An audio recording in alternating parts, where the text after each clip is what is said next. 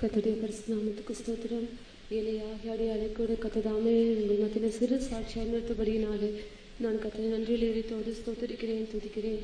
விளையான சேற்றிலும் பாவக்குழியிலும் வாழ்ந்ததான என்னை கூட கர்த்ததாமே கண்மொழியாக அவர் மேலே நிறுத்தும்படியாக கர்த்தர் எனக்கு உதவி செய்தபடியாலே கர்த்தரை நன்றியில் எரித்தோடு ஸ்தோத்திரிக்கிறேன். நான் கர்த்தரை அறியாத ஒரு குடும்பத்தில் பிறந்து அந்த பெற்றோர்களால் வளர்க்கப்பட்டேன்.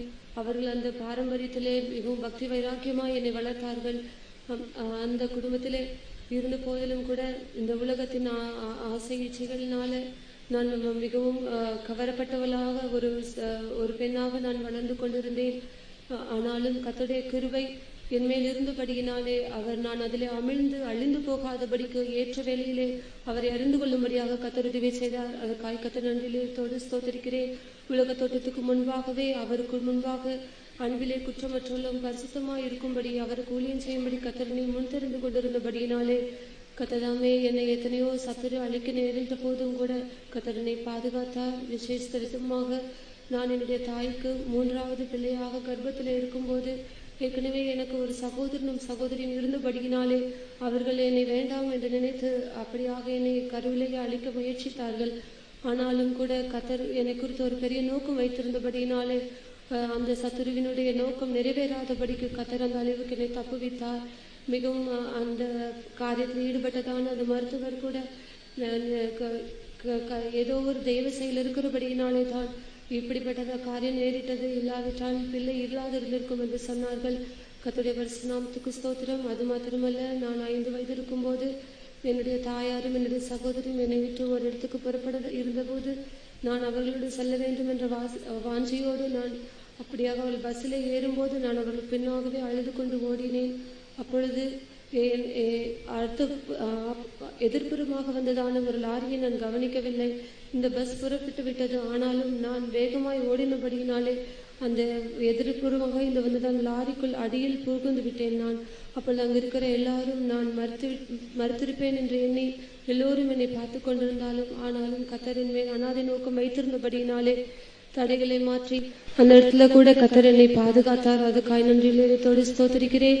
கர்த்ததாமே நான் படித்துக் கொண்டிருக்கிறதான நாட்களிலே கர்த்தரை அறிந்து கொள்ளும்படியாக எனக்கு உதவி செய்தார். எங்களுடைய வீட்டிலே என்னுடைய தகப்பனார் குடிப்பழக்க அடிமையாய் இருந்தபடியினாலே வீட்டிலே சமாதானம் இல்லாதவளாக காணப்பட்டது. அது நிமித்தமாக எனக்குள் எப்பொழுதும் ஒரு பாரமும் துக்கமும் காணப்பட்டது. அப்படி இருக்கிறதான வேளையிலே நான் ஒரு விடுதியிலே சென்று படிக்க நேரிட்ட போது இந்த ஐக்கியத்துக்கு வந்து கொண்டிருந்ததான 2 சகோதரிகள் அங்கே என்னோட அறையிலே தங்கியிருந்தார்கள். அவர்கள் வாலிப பிள்ளைகளாக இருந்தாலும் எப்பொழுதும் கர்த்தராகிய இயேசுவை குறித்தும் பரிசுத்தவான்களை குறித்தும் இந்த சத்தியத்தை குறித்தும் அதிகமாய் பேசிக் கொண்டிருப்பார்கள்.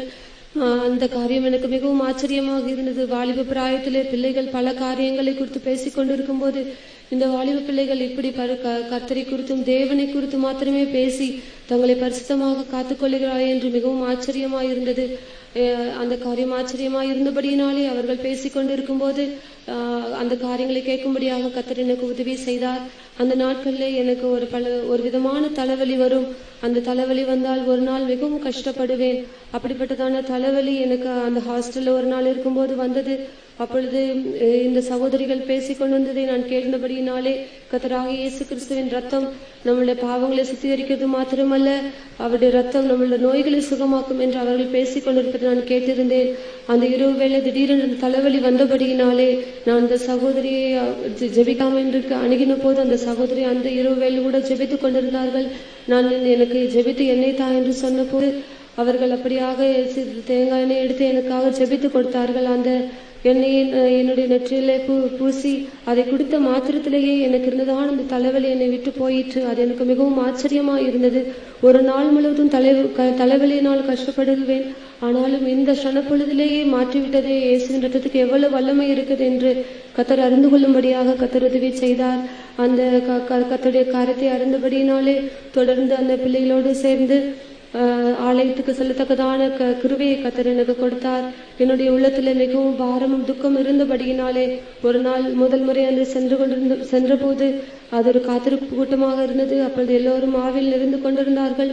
நான் மிகவும் கத்தரிடத்தில் அழுது சிறு வயதிலிருந்து நான் செய்ததான பாவங்கள் எல்லாம் அவரிடத்தில் அறிக்கை பண்ணி, கத்தாவே என்னால் சுமக்க முடியாத பாரமாய் இருக்கிறதே என்று சொல்லி நான் அப்படியாக அழுது கொண்டிருந்தேன். அப்பொழுது எனக்கு தீர்க்க தரிசனம் என்று அப்பொழுது தெரியாது. அப்பொழுது அங்கு இருக்கிறதான விசுவாச சகோதரி, உன்னால் சுமக்க முடியாத பாரத்தை என்மேல் வைத்துவிடு, நான் அது உனக்கு ஏற்கனவே உனக்காக கல்வாரியில் சுமந்து தீர்த்து விட்டேன் என்று அவர்கள் என்னோடு தீர்க்க தரிசனம் மூலமாக கத்தர் பேசினார். எனக்கு அந்த காரியம் மிகவும் ஆச்சரியமாக இருந்தது. நான் வணங்கினதான தெய்வத்திற்கு எத்தனையோ முறை பேசி இருக்கிறேன். ஒரு முறையாகிலும் கனவிலாகவும் வேற எந்த வழியிலும் என்னோடு பேசினதில்லை. ஆனால் இந்த ஆலயத்துக்கு வந்த முதல் நாளிலே தானே என்னுடைய உள்ளத்திலே இருக்கிறதை அறிந்து இந்த தேவன் என்னோடு பேசுகிறாரே, அப்படி என்றால் இயேசுதான் மெய்யான தேவன் என்பதை நான் அந்த இடத்துல உணர்ந்து கொள்ள கத்தர் எனக்கு உதவி செய்தார். அப்படியாக நான் என்னுடைய உள்ளத்திலே தீர்மானம் எடுத்ததான வேலையிலேயே எனக்கு அந்த வேலை ஒரு தரிசனம் காணப்பட்டது. நான் வணங்கி கொண்டிருந்ததான் அந்த தெய்வங்கள் எனக்கு முன்பாக வந்து நீ எனக்கு சொந்தம் என்று என்னோடு கூட போராட ஆரம்பித்தது. அப்பொழுது நான் சொன்னேன், இத்தனை நாள் நான் உன்னை வணங்கி கொண்டிருந்தேன், ஆனாலும் எனக்கு ஒரு இளைப்பாறுதல் இல்லை. என்னோடு நீ ஒரு நாள் கூட பேசினதில்லை. ஆனால் இந்த தெய்வம் இன்று வந்த ஒரே நாளிலே என்னோடு கூட பேசினார் என்று நான் அதை பார்த்து சொல்லவும் அதோடு போராடவும் கர்த்தர் எனக்கு உதவி செய்தார். பிற்பாடு அந்த போராட்டம் முடிந்து ஒரு இயேசுவின் ஒரு படமானது எனக்கு முன்பாக வரவும் அந்த போராட்டம் நின்று போயிற்று. அதுக்கு பின்பாடு கர்த்தரை அறிந்து கொள்ளவும், ஒருவன் சலத்தினாலும் ஆவியினாலும் பெறவாவிட்டால் தேவனுடைய ராஜ்யத்தில் பிரவேசிக்க முடியாது என்று கர்த்தருடைய வேதத்திற்கு சத்தியத்தின்படி அறிந்து கொள்ள கர்த்தர் எனக்கு உதவி செய்தார்.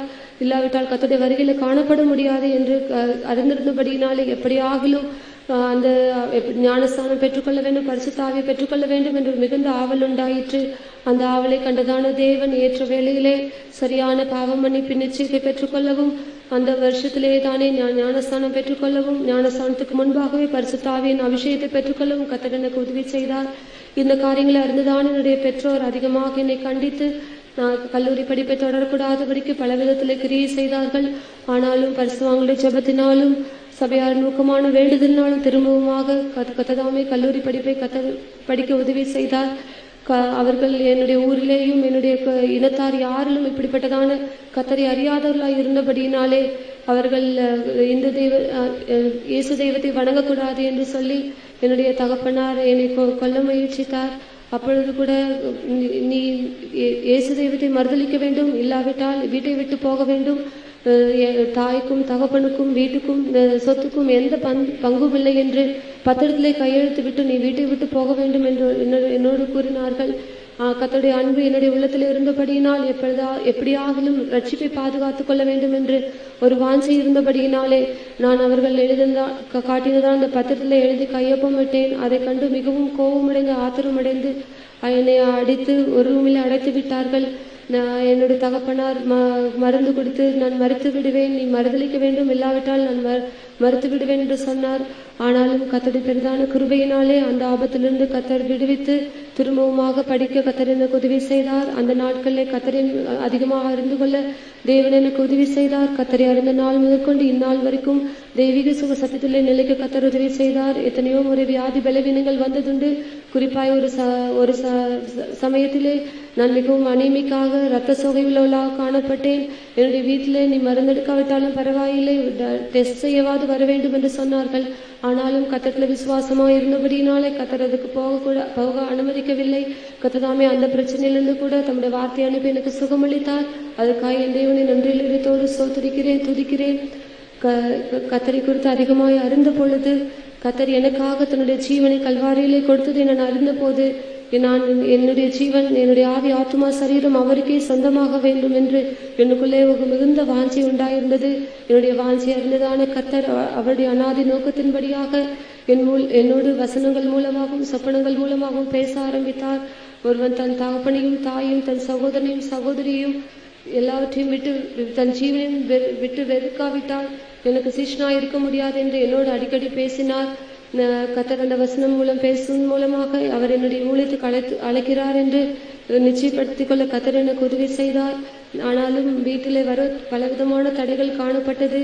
ஆனாலும் கர்த்தருடைய கிருபையில் அவர்கள் நான் இந்த ஊழியத்துக்கு வரக்கூடாது என்றும் எப்படியாயிலும் அவர்களுடைய மார்க்கத்துக்கே திரும்பி வர வேண்டும் என்று சொல்லி அநேக முறை அவர்கள் ஜோசியரிடத்திலும் மந்திரவாதிகளிடத்திலும் சென்று எனக்கு விரோதமாக காரியங்கள் செய்ய நேரிட்டது. ஆனாலும் கர்த்தருடைய கிருபையினாலே அவர்கள் செய்த எந்த காரியம் எனக்கு பலிக்கவில்லை.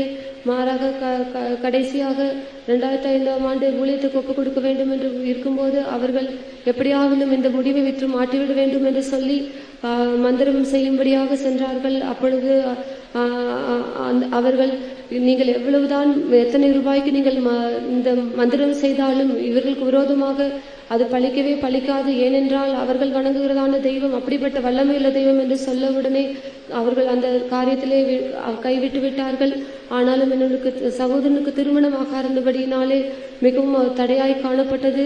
ஆனாலும் கர்த்தர் தாமே என்னை முன்குறித்தபடி 2005 இந்த கனமான ஊழியத்துக்கு வரும்படியாக கர்த்தர் எனக்கு உதவி செய்தார். அதற்கு பிற்பாடு என் சகோதரனுக்கு திருமணம் நடக்கவும் தடைகள் எல்லாம் மாற்றி இந்த கனமான ஊழியத்துக்கு வரும்படியாக கர்த்தர் எனக்கு உதவி செய்தார். கர்த்தருடைய வீட்டுக்கு வந்த நாள் முதற்கொண்டு அவர் எனக்கு என்னுடைய வீட்டில் இருக்கிறதான தாயின் தகப்பனுக்கு மேலாக எல்லாவற்றுக்கும் அவர் எல்லாமா இருந்து இம்மட்டுமா என்னை நடத்தி வருகிறார். கர்த்தருடைய ஜீவிதத்தில் செய்த எல்லா நன்மைகளுக்காக கர்த்தரை ஸ்தோத்திரிக்கிறேன்.